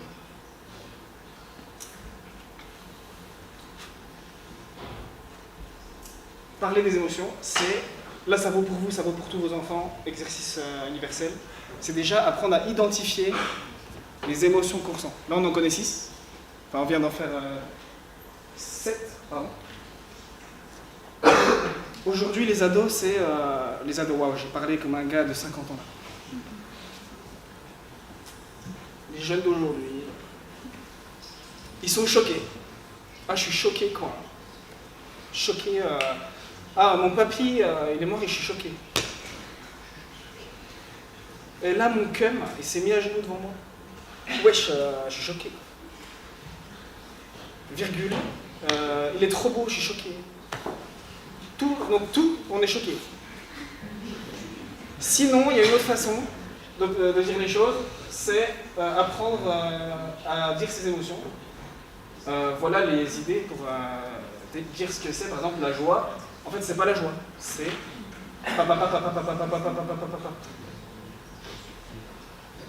tout ça étant résumé comme choqué aujourd'hui. Et ce dont je vous parle là, de mettre des mots sur les mots MAUX, c'est ce qu'on va voir juste après, le développement de l'intelligence émotionnelle. Et c'est un exercice qui vaut avec n'importe quel de vos jeux. Si vous êtes... Allez, qu'est-ce que je prends ?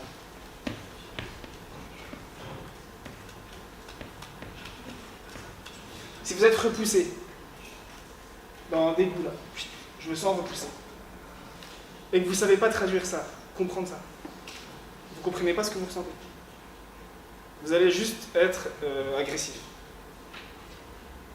Alors que si vous comprenez que ce que vous ressentez est normal, puisqu'on vient de vous éjecter d'un groupe, on vient d'organiser une soirée sans vous, où il y a une conversation WhatsApp, où il y a tout le monde sauf vous. Bon, je me sens rejeté.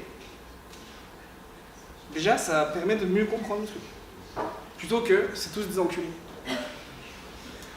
Là, j'ai pas grande chance de comprendre le truc. Désolé pour la vulgarité. Un peu de vulgarité, ça va. Trop, c'est dégoûtant. C'est un peu comme le sel dans la nourriture. Il faut toujours un petit peu, quoi. Et donc les émotions négatives, désagréables plutôt, l'emportent sur le positif. On dit qu'il faut 5 émotions agréables pour contrer une émotion désagréable. Donc là, pour tous vos enfants, rappelez-vous, il faut 5 actes positifs envers lui pour contrer un petit truc négatif. J'ai une bonne note. Elle m'a dit que c'était bien ce que j'avais fait. J'ai réussi un exercice de proprio. J'ai encore réussi ça, j'ai encore fait ça. J'ai vu mes potes. Il y en a un qui m'a dit que j'étais nul. Ok, égalité. Donc c'est-à-dire qu'il faut charbonner dans l'agréable. Et à l'école, on n'est pas les spécialistes de la valorisation. On aime bien retirer des points, montrer les manques. Quand on évalue, on aime bien dire ce qu'il ne sait pas faire, plutôt que ce qu'il sait faire. Quand on est entraîneur de foot aussi. Ah, tu sais pas faire ça. C'est pas assez comme ça. Pas de mouvement. Pas de mouvement. Il n'y a pas de mouvement. Alors que tout le monde bouge lentement, on préfère dire qu'il n'y a pas de mouvement. Donc attention à ce qu'on leur dit. Il faut se concentrer sur l'agréable, le positif. Et les émotions en même temps, qui sont complexes, ça devient des adversaires aussi. Ça fait un peu partie du Joker, là, contre notre enfant super-héros. Les émotions, c'est comme le feu. Putain, il y a beaucoup de métaphores dans cette réponse.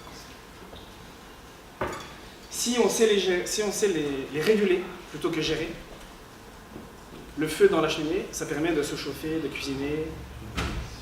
Ça, on est bien, on se met bien. Si on le laisse sortir, nous envahir, comme les émotions, ça brûle tout, ça brûle la maison, ça brûle la famille avec. Les émotions, c'est pareil. Je gère ma colère.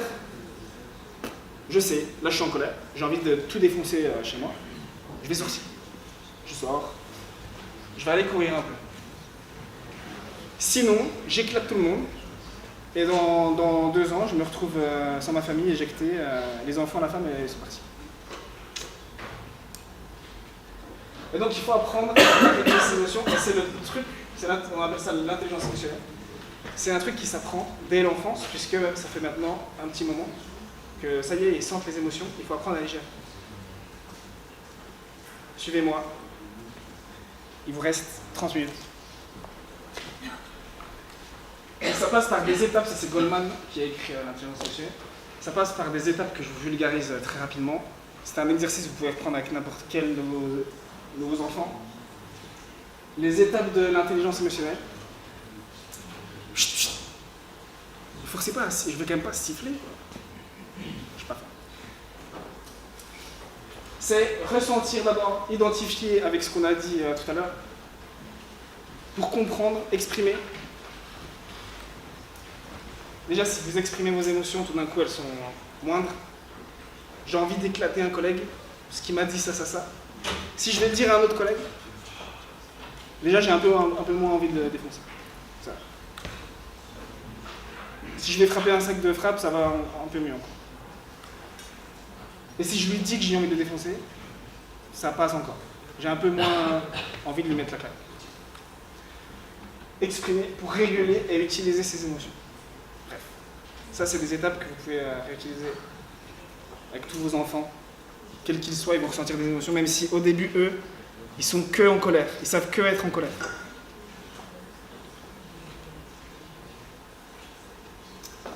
Les filles aussi, à nouveau, vous nous défoncez en gestion des émotions.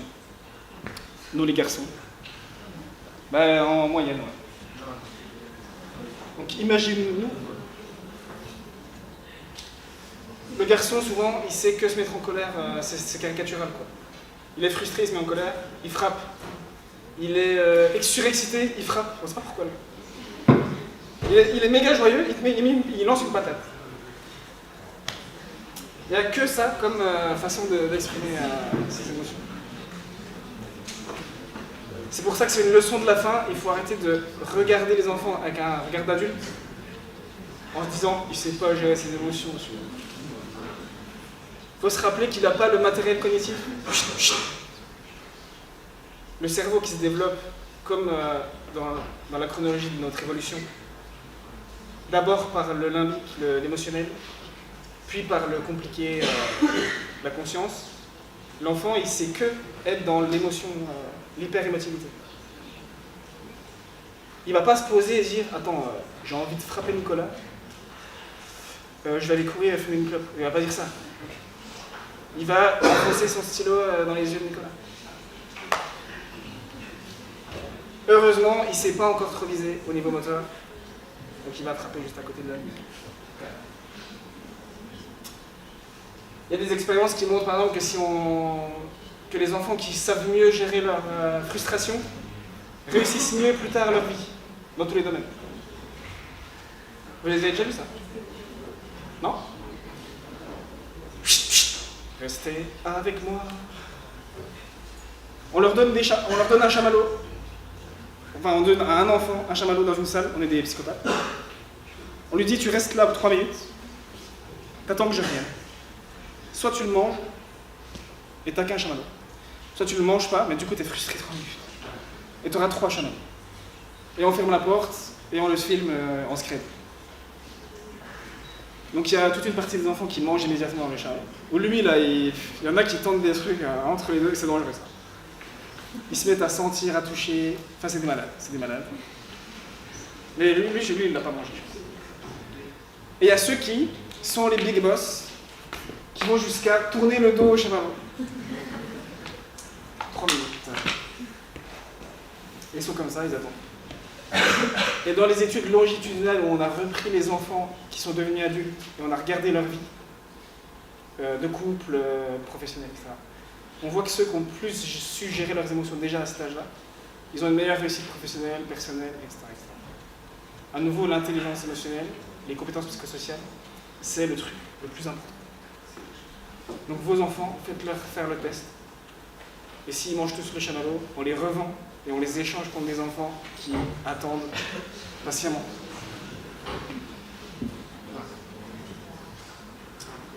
À l'école, la gestion des émotions, c'est pas ce qu'on fait de mieux. Même si ça vient dans les prochains textes. Les prochains textes officiels sont sur développer les compétences psychosociales, cours d'empathie, des trucs comme ça. À l'école, c'est un peu ressens, tais-toi, tant que tu te tais, fais ce que tu veux avec tes émotions, mais il faut que tu apprennes tes tables de multiplication. Même si c'est à nuancer. C'est un peu à la mode, donc on est quand même de mieux en mieux, mais bon. Bref. Dans les émotions, l'ennemi à tuer, c'est ce qu'on disait tout à l'heure, c'est le stress, l'anxiété. Trop de stress, ça pousse au burn-out. Chut, chut. Il vous reste 30 minutes. Trop de pression, quand il y a dépression, il y a dépression. On devient dépressif si on a trop de stress, trop d'anxiété. On se met à faire tout ce dont on a besoin pour tuer l'anxiété. Je suis trop stressé, je me mets dans mon canapé, je mange du sucre, j'allume la télé, je scrolle, et je repars tout au lendemain. Je fais tout ce qui tue le stress. Parce que je suis malade du stress. Ben, nos enfants, ils sont malades aussi. L'eczéma est pas rare à l'école primaire. Chez les profs aussi, d'ailleurs. Ça, c'est Edgar Morin qui rappelle que, en fait, à force...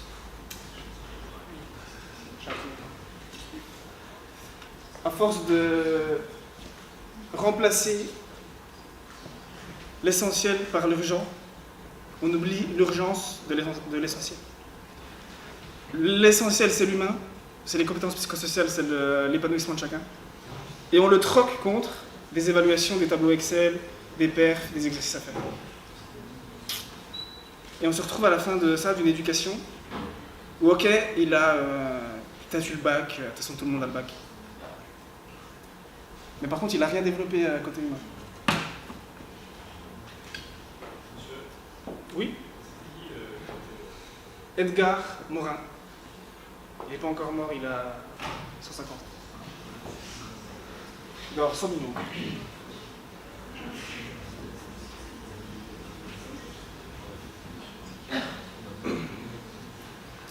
Edgar Morin reliait les connaissances au XXIe siècle 99. J'accélère pour bien conclure. Je suis un peu triste de passer la fin, mais bon. L'empathie, c'est lié à l'émotion, c'est lié à la mise en lien, on est un peu entre tout ça.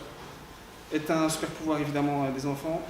L'empathie, c'est être capable d'avoir une idée de ce qu'éprouve l'autre. C'est in pathos, dans le ressenti de l'autre.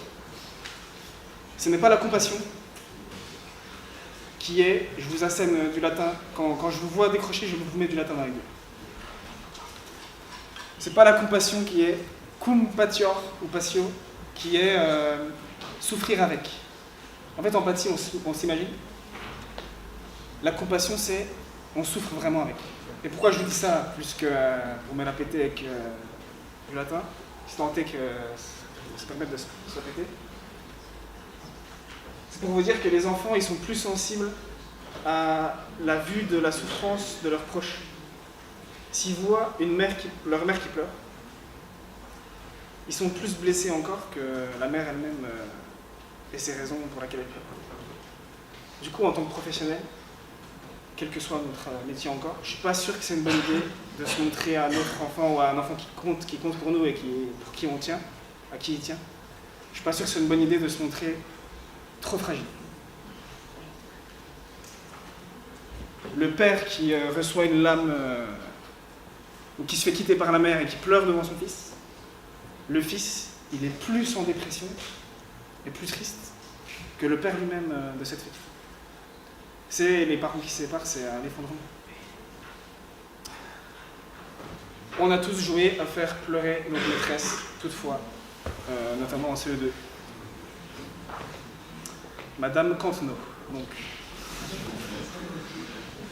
Les filles encore sont ultra fortes, meilleures que nous dans l'empathie. C'est ce qu'on disait. Attention peut-être à l'image qu'on donne. Peut-être que c'est élégant, peut-être de souffrir avec discrétion, remettre un peu d'eyeliner et retrouver notre enfant ensuite avec un sourire et un petit croissant. Ou nos élèves.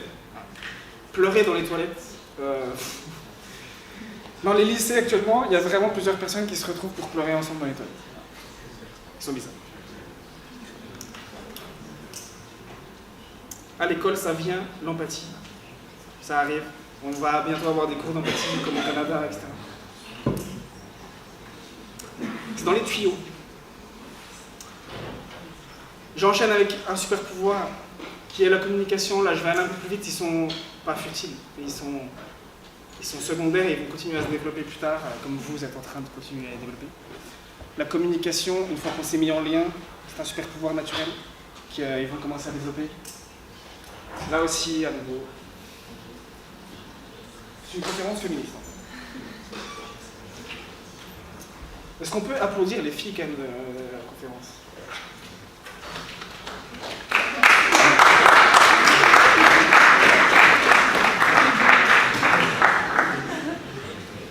Les filles, c'est lui qui a applaudi le plus fort. C'est bientôt la Saint-Valentin, bon. Passe B, passe B.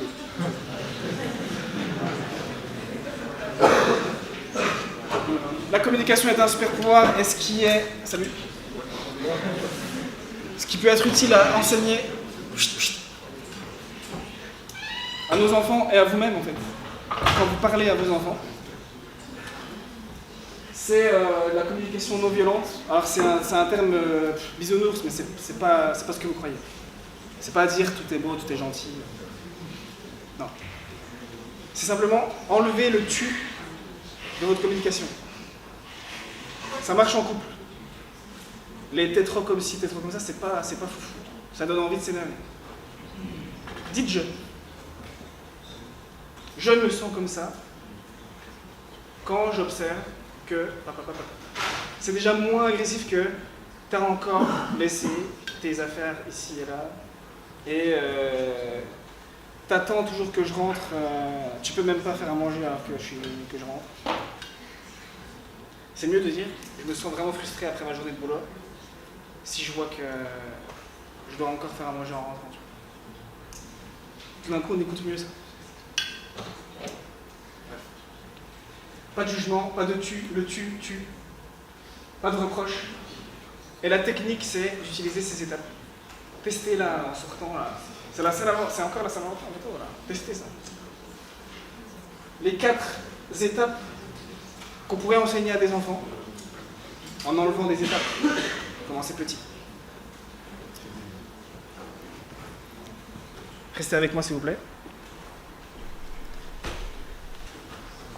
Les 4 étapes pour bien communiquer, ce serait d'abord dire mes observations, puis ses ressentis, puis ses besoins, puis proposer une solution. Je vous le fais. Plutôt que, tiens, donnez-moi un reproche que vous avez envie de faire. Il n'y a pas un reproche qu'on vous fait souvent? Vous êtes parfait? Ah, mais c'est une conf de gens parfaits aussi. Bon. Par exemple, au lieu de dire t'as encore rien foutu alors que je bossais et t'as pas fait la bouffe, un adulte, on dit dites pas ça à votre enfant de 6 ans, il va pas comprendre. C'est mieux de dire quand je rentre du travail et que je vois que je dois encore faire manger, bah, je me sens très frustré parce que je suis épuisé de ma journée. Du coup, j'aurais besoin que de temps en temps, tu me reconnaisses un peu et que tu prennes l'initiative de faire par toi-même, que ça soit un peu cool, qu'on rentre, qu'on se retrouve. Tout ça. Ça régale. C'est plus entendable que... Enfin, l'homme, par exemple, qui va entendre ça, c'est un exemple. C'est une conférence féministe.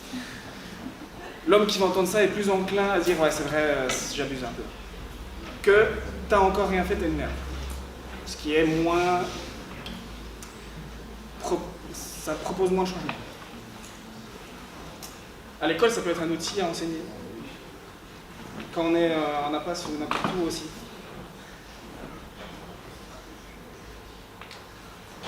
En termes de communication aussi, on est toujours dans la communication. Donner le choix plutôt que imposer un truc. Dites plutôt, tu préfères mettre ce t-shirt-là ou celui-là? Comme ça, il va mettre un t-shirt.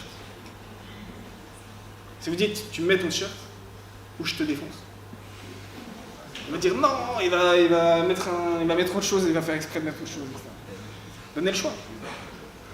Tu préfères cet exercice-là de maths ou celui-là? Ou ce jeu-là de maths, parce qu'on a appris. Tu préfères jouer à ça ou jouer à ça? En fait, il va apprendre cette table de multiplication. Mais c'est deux jeux. On donne le choix. Ou alors proposer, affirmer ce que vous voulez voir plutôt que de dire ce que vous ne voulez pas voir. Plutôt que arrêter de parler et arrêter d'être avachi sur vos estrades là, c'est mieux de vous dire, restez concentrés, ça continue. Tenez-vous un peu mieux, s'il vous plaît. Là, les enfants, c'est pareil. Il a la solution directement sur tiens-toi plus droit, s'il te plaît, quand je te parle. Plutôt que arrête de te tenir comme ça. Mets pas les pieds sur le canapé. C'est compréhensible. En fait, le cerveau, on a vu que son cerveau n'est pas abstrait encore. Le cerveau ne connaît pas la négation. Si je vous dis tout de suite là, ne pensez surtout pas à un éléphant bleu. J'ai 1 million d'éléphants bleus qui sont apparus. Mais si je vous dis arrête de mettre tes pieds sur le canapé, ça donne envie de continuer à mettre ça. Alors que c'est incritiquable de dire je veux que quand tu es assis sur le canapé, tes pieds touchent par terre. S'il te plaît. Là, il ne peut pas contrer ça. Quand vous dites ce genre de phrase, il y a une petite victoire de je vais défoncer. Peut-être souligner les réussites plus que les échecs, c'est ce qu'on disait tout à l'heure dans la communication.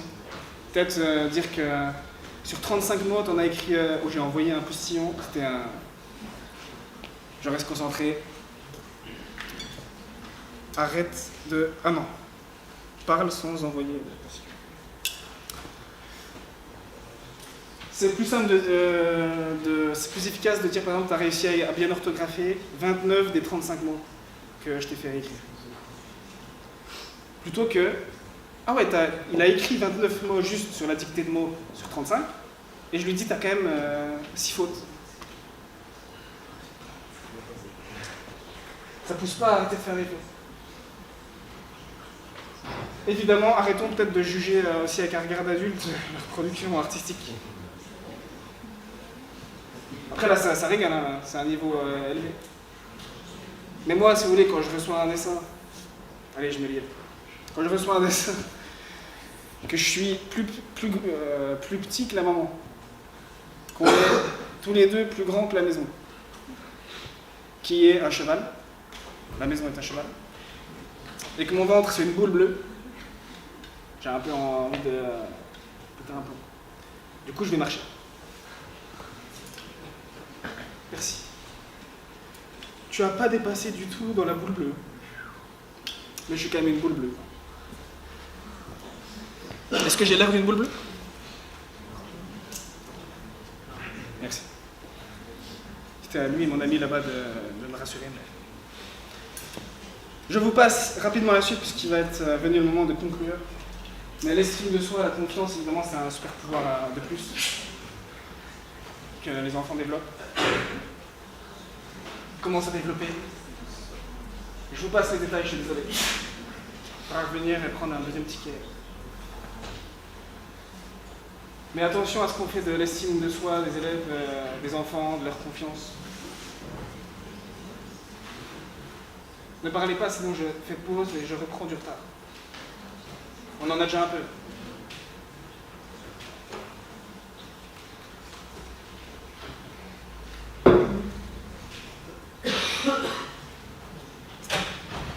La créativité, évidemment, la poésie, en fait, ce qu'est un enfant est son dernier super pouvoir le plus grand, qu'il faudrait qu'on arrive à garder en nous aussi en tant qu'adultes. Créer, imaginer, être curieux, voir les choses de la bonne manière. Vous aurez Xavier Serrati. Vous avez déjà eu Xavier Serrati? Lui, c'est un poète. Il a un petit côté grand enfant. Il m'a fait un dessin, j'étais une grosse boule bleue. Bref, il faut essayer de cultiver la curiosité, la poésie, la rêverie, l'enthousiasme. Chez vous aussi, les laisser survivre. Chut, chut. Parce que l'école les tue. On fait rarement créer des trucs. Ou alors avec vraiment les petits. Au collège, c'est fini. Au mieux, vous faites partie de ceux qui choisissent au bac l'expression écrite là, en français. C'est le max de possibilités de créer quelque chose.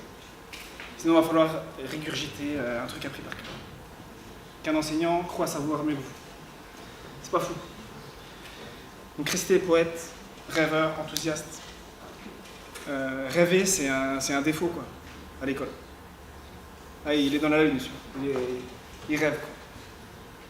Il regarde dehors. En fait, il préfère imaginer des histoires de fous, parce que son imaginaire lui a appris que le monde imaginaire est plus grand, plus vaste, plus intéressant que le réel. Il préfère imaginer des trucs plutôt que apprendre le COD et le COI. Il n'a pas que tort. Quoi. Allez, restez concentrés s'il vous plaît, 10 minutes. Donc le but c'est de faire survivre. J'aime pas. Je suis égoïste. Moi je suis encore un petit enfant, ouais. Occupez-vous de moi là. Le but c'est de faire survivre ça en vous. Pour être des grands guides créatifs, un peu comme dans le film La vie est belle, je sais pas si vous avez vu. Sinon il faut le voir. Pas à la Saint-Valentin, c'est l'ambiance c'est pas. Ou en fait c'est un père qui est juif. Au fond s'il vous plaît. Joyce. L'enfant par exemple qui est... C'est un père qui est juif dans la Seconde Guerre mondiale et il est déporté avec son enfant. Et toute l'histoire se base sur... Ok, j'attends. On joue à votre jeu. C'est dommage de vous faire revenir à l'enfance. C'est un père qui est déporté avec son fils pendant la Seconde Guerre mondiale. Et tout le film, c'est le père qui fait croire qu'en fait il y a des règles et que c'est un jeu géant. Et qu'en fait on est déguisé. Et il lui fait croire qu'il y a des trucs à gagner, que les soldats c'est des faux soldats avec des pistolets en plastique, qui font semblant de l'emprisonner, etc. Il fait rêver son enfant à un endroit où c'est impossible normalement de rêver. C'est juste une métaphore pour dire restez des grands enfants un peu créatifs, rêveurs. Surtout avec vos petits. Donnez l'exemple. Plutôt qu'être aigri avec une tisane dans la main et un paquet de mouchoirs, comme ces institutrices là qui ont toujours une tisane, ça me dégoûte. On arrive à la fin. Je vous dis, j'ajoute ça simplement, tout ce qu'on a vu s'applique au sport.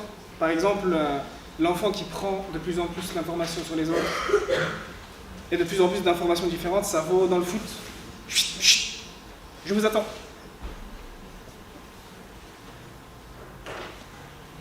Ça vaut dans le foot. Il prend d'abord en compte que la balle, du coup ça fait une grappe, ils suivent la balle. Puis il prend la balle et la cible, du coup ça fait des enfants, les enfants dribbleurs, qui veulent dribbler tout le monde pour les marquer. Puis il prend la cible et ses adversaires, donc c'est ça, il dribble les adversaires, puis ses partenaires, etc. Tout ce qu'on vient de dire s'applique à vos enfants, même en APAS. Tous les enfants prendront de plus en plus d'informations.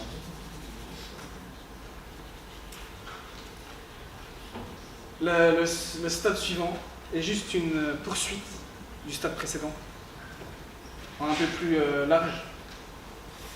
Pourquoi c'est dans le désordre? Il comprend les concepts comme la mort, l'amour, etc. Il fait ses expériences. Il comprend qu'il peut mentir, c'est ce qu'on disait tout à l'heure. L'imaginaire est à son max, c'est là où on s'invente un ami imaginaire, c'est là où on crée des trucs. La capacité d'abstraction est grande. C'est là où on commence à additionner des chiffres qui veulent rien dire. Par exemple, 7 plus 8, c'est 7, rien du tout. Plus 8 fois rien du tout, ça fait 15 apparemment. Et il commence à envisager des points de vue différents, mais sur ça, on doit progresser tout le temps, toute notre vie, je crois. Surtout avec la télé d'aujourd'hui, avec le PNP. Bref, ça me permet de conclure doucement en 8 minutes. Donc là, vous me donnez 8 minutes de haut temps, vous pouvez partir. L'enfant continue donc toute sa vie à développer ses super pouvoirs qu'on a vus. Mais il a des ennemis, il a des adversaires qui vont s'opposer à tous ces super pouvoirs, et je vous le fais vite. Restez avec moi parce que j'ai soigné la conclusion, il ne faudrait pas que ce soit gâché. Il a des ennemis comme l'impuissance apprise, le sucre, le fait d'être perdu, de ne pas avoir de valeur, de ne plus avoir de repères. Plein d'enfants sont en manque de cadre. Les écrans, le fait de rechercher le confort tout le temps, de pas, on leur met trop de watts de coton autour d'eux, du coup ils n'ont aucune chance d'apprendre quoi que ce soit par eux-mêmes. Les perturbateurs endocriniens, le harcèlement, n'importe quoi en fait. Tout ça c'est des adversaires qui mettent sur off leur cerveau. Tout ça empêche de développer leur cerveau. Et vous aussi. Vous aussi. Si je suis harcelé et que du coup je me mets sur les écrans en bouffant du sucre pour résoudre ça, je mets en pause mon développement cognitif.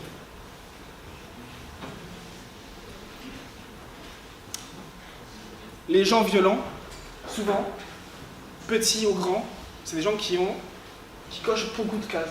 Ils n'ont pas de cadre, on leur a pas expliqué le bien, le mal. Ils savent pas ce qui se fait, ce qui se fait pas. Ils sont sur les écrans peut-être H24. Peut-être que l'école leur a appris qu'il valait rien. Du coup, ils mettent des coups de couteau. Et ils n'ont pas développé l'empathie, ce qui fait qu'il n'y a pas de réticence à mettre un coup de couteau.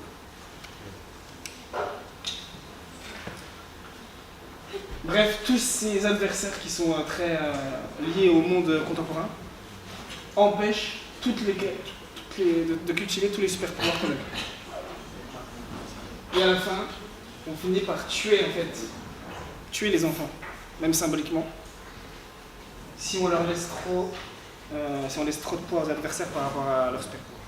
Au bout d'un moment, les adversaires sont trop grands par rapport à ce qu'ils sont comme super héros. C'est bientôt fini. Il reste 5 heures. Et à l'école, évidemment, il faut se mettre, ou alors dans chacun de nos métiers, il faudrait qu'on développe une allergie à ces adversaires-là. Qu'on arrête d'apporter un paquet de bonbons à la fin du cours de PS et des tablettes en salle de techno. Peut-être qu'on aille marcher dans la nature. Bref, finalement, pour conclure, après toutes ces aventures, on obtient des enfants qui sont tous différents, qui ont des intelligences différentes, des personnalités différentes, un QI, une intelligence qui n'est pas que un QI intellectuel, un quotient intellectuel, pardon, mais qui a un quotient émotionnel, social, affectif.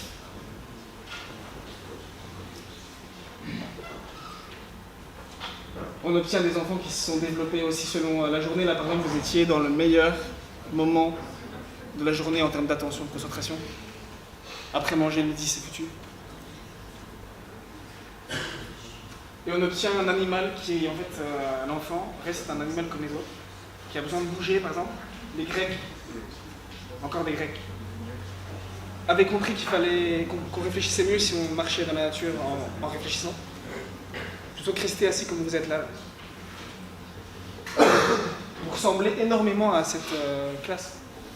1880. Ils n'ont pas eu mon CM, c'est pour ça. Bref, le cerveau, finalement, au fur et à mesure de l'enfance, il s'est développé comme il s'est développé dans l'évolution. D'abord par le centre, avec les émotions, pour aller vers l'extérieur avec le complexe, les concepts, les mathématiques. Et l'idée, c'est que plus vous allez retourner et plus vous allez permettre à vos enfants, restez concentrés, je vous en supplie. Faites-le pour moi. Je sais pas, je tente. Ils ne me connaissent pas. Plus vous allez revenir à un mode de vie naturel et plus vous allez permettre à vos enfants de retourner à un mode de vie naturel sans les adversaires artificiels qu'on a vus, plus vous allez les aider à s'épanouir. Homo sapiens, il y a 200 000 ans, Japon.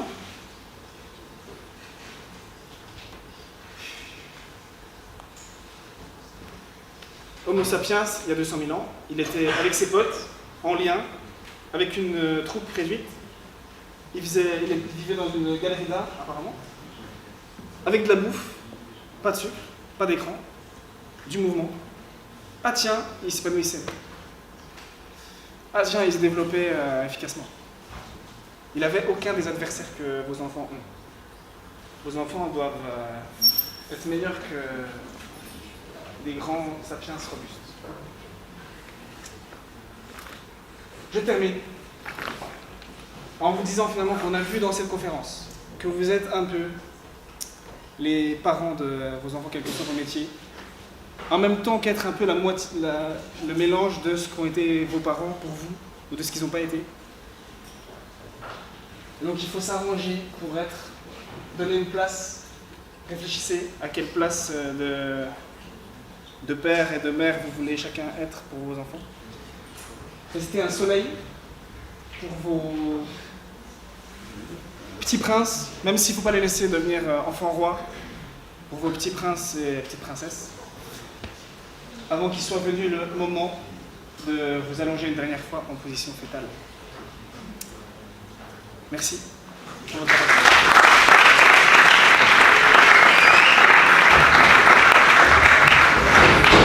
Je vous envoie la vidéo. N'hésitez pas à me faire un retour par mail sur la conférence. Faites-le, s'il vous plaît. Je vous donne le CM pour ceux qui le veulent sur clé.